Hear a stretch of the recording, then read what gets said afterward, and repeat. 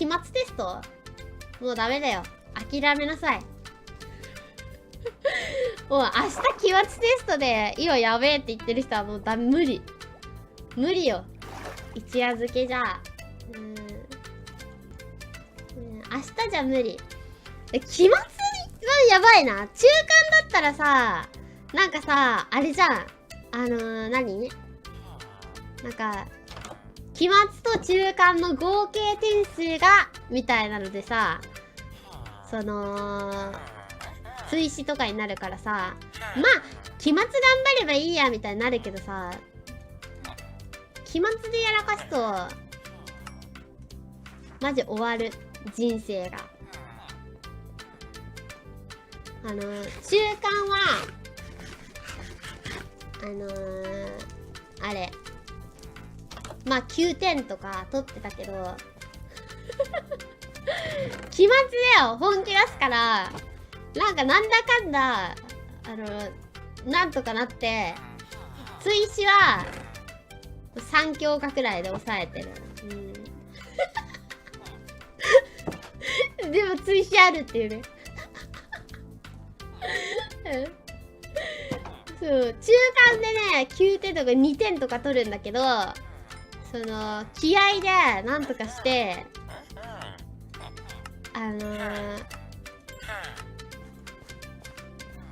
期末になると72点とか80点とか取るから大丈夫。2点は草いいやん、2点取っても。期末で72点取れば赤点じゃないんだよ。知ってた？そういうもんなの、世の中って。失礼します。ガチャ。失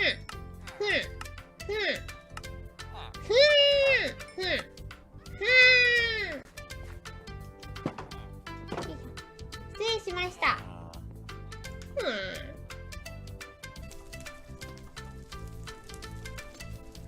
挨拶できてんの偉い。失礼します。挨拶だけが取り柄。てか声がでかいことだけが取り柄で学校生活生き延びてきたからな。学校生活さ、なんかそれくらいしか褒められてないまであるよ。なんかまつりさんは声がとても大きくていいですねみたいな。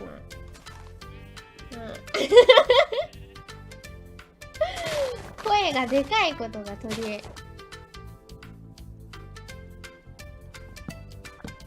学校つらい。でも声大きかって提出物ちゃんとしてれば通知表3くれるからね、学校の先生って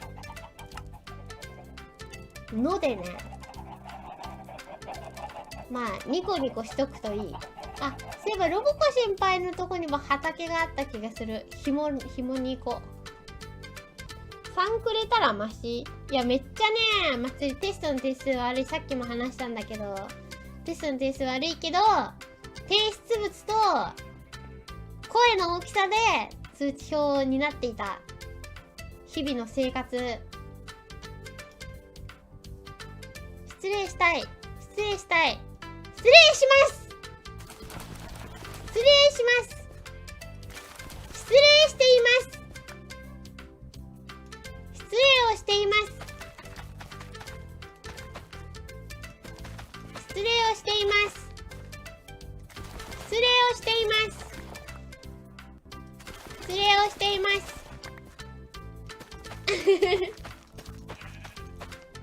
失礼なやつだ。